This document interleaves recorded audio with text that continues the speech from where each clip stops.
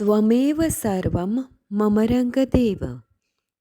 દત્ત ભાગવતનું બિરુદ પામેલ શ્રી રંગ અવધૂત શ્રી વિરચિત શ્રી ગુરુલીલામૃત ગ્રંથ આવાગમનના ફેરામાંથી મુક્ત કરાવે છે.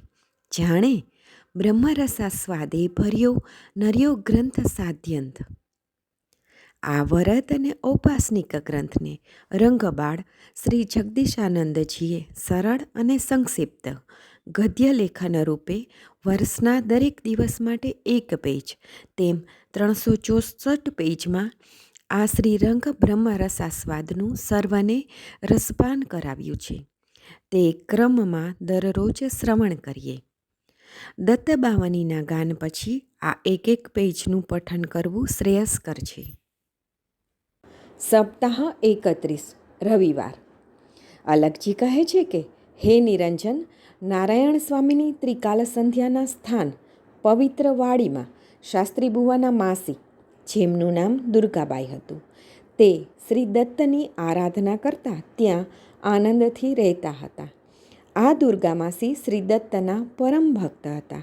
જ્યાં નારાયણ સ્વામી ધ્યાન સંધ્યા કરતા હતા તે સ્થાનને તેમની આજ્ઞા પ્રમાણે સ્વચ્છ રાખતા હતા. તેથી શ્રી દત્ત દયાધને માસી ઉપર ખૂબ પ્રસન્ન થઈને તેમને પૂર્ણ શુદ્ધ જ્ઞાન આપીને ભક્તની ભાવના કૃતાર્થ કરી. તેથી તે આનંદ વૃત્તિથી આત્મબોધી જ્ઞાન સંપત્તિ મેળવીને સંતુષ્ટ રહેતા હતા. તે પવિત્ર વાડી ક્ષેત્રમાં જ રહેતા હતા. એમના દર્શનથી લોકો પુનિત થઈને દોષમુક્ત થતા હતા. સત્પુરુષના વચનને માનીને માસી તે સ્થાનને ચોખ્ખું રાખતા હતા અને તેમને આ પુણ્ય ફળ મળતું હતું. આ રીતે સંત પુરુષના વચનમાં પૂર્ણ શ્રદ્ધા રાખીને વર્તન કરતા તે ભાવિકને તેનું ફળ જરૂર પ્રાપ્ત થાય છે. કેટલાક લોકો પોતાની બુદ્ધિ, ચતુરાઈ, અહંકાર, અજ્ઞાનને કારણે આવી સિદ્ધોની સંત સમાધિને પથરા માનીને જે તે સિદ્ધોની સાધનાને અવગણતા હોય છે. પણ જગત છે તે પહેલાં જુએ છે ચમત્કાર, પછી જ કરે છે નમસ્કાર. પણ પહેલેથી જ બુદ્ધિ, શંકા, અહમને મારીને જો નમી જાય તો મારા બાપ જીવનમાં માલામાલ થઈ જાય. સંત સિદ્ધ પોતે હાજર હોય ને તેમના સ્થાનની મહત્તા જેટલી હોય તેટલી જ તેમની સૂક્ષ્મદેહની હાજરીથી પણ થવી જોઈએ.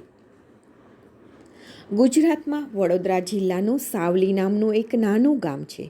એ ગામમાં આજથી આશરે લગભગ 52 વર્ષ પૂર્વે એક સિદ્ધ સંત મહાત્મા આવીને ગામને પાદરે જીર્ણ શિવાલયમાં ખુલ્લામાં તંબુ બાંધીને નિવાસ કરતા હતા. ક્યારેય કોઈની પાસે કશું માંગ્યું નથી, મંગાવ્યું નથી. ક્યારેય સાવલી ગામમાં પોતે ગયા પણ નથી. છતાંય ગામના ખૂણે ખૂણાના જાણકાર, કોણ ક્યાં રહે છે, શું કરે છે, તેમને ત્યાં શિવાલયમાં 32 વર્ષ નિવાસ કર્યો. ગામનો વિકાસ, સ્થાપત્ય, શાળા, કોલેજો, દવાખાના, કેટલ કેમ્પ, ભારતના કે પરદેશના દેશોના કોઈ પણ જાતની નામના કે તકતી વગર ઘણા સમાજના જનજીવોનું, પ્રાણીઓનું, દરેક જીવાત્મા માટે ઘણા કલ્યાણકારી કાર્યો કર્યા. ઈસવીસન 1991ની 7મી સપ્ટેમ્બરે પોતાનું શરીર છોડ્યું. ત્યાં તેમની જ આજ્ઞાનુસાર ભક્તોએ સમાધિ બાંધી. વાત હવે અહીં સમજવા જેવી છે. સ્વામીજી જ્યારે સ્થૂળ શરીરે વિચરણ કરતા હતા ત્યારે તેમનું સાધના સ્થાન એક ભોંયરું હતું. એ ભોંયરામાં બધી જ પ્રકારની સગવડ અને ઠંડક માટે 24 કલાક એર કન્ડિશન લોકો ચાલુ રાખતા હતા. પોતે જ્યારે શરીર છોડ્યું, સમાધિ બંધાઈ ગઈ અને ત્યાંના વહીવટ કરતા સેવકોએ ભોંયરાનું એર કન્ડિશન બંધ કરી દીધું. સ્વામીજી તો સ્થૂળ શરીરે નથી તો નકામી લાઇટ બાળવાની જરૂર ખરી?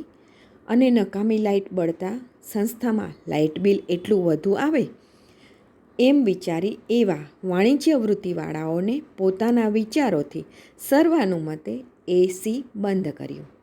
સાહેબ, તમે નહીં માનો, જેવું ભોંયરામાં એર કન્ડિશન બંધ થયું ને તરત તે જ રાત્રે વહીવટ કરતા સેવકોને સ્વામીજીનો ઠપકો મળ્યો. કેવો? સાંભળી લ્યો. કેમ અલિયાવો, હું હજી અહીંયા જ છું. મને ગરમી લાગે છે. એસી જલ્દી ચાલુ કરાવો. લાઇટ બિલ ભરવાવાળો, હું હજી ખમતીધર અહીં બેઠો છું. સાહેબ ફટાફટ એસી પંખા ચાલુ કરાવે છે. તે આજે પણ ચાલે જ છે. કહેવાનું તાત્પર્ય એ છે કે સાચા સિદ્ધોએ જે સ્થાન પર પોતાનું લોહી બાળીને તપસ્યા કરી હોય ત્યાંથી તે ખસતા નથી. શરીર ખોખું છૂટે છે. આત્મ પરબ્રહ્મ સર્વત્ર હાજર હોય જ છે.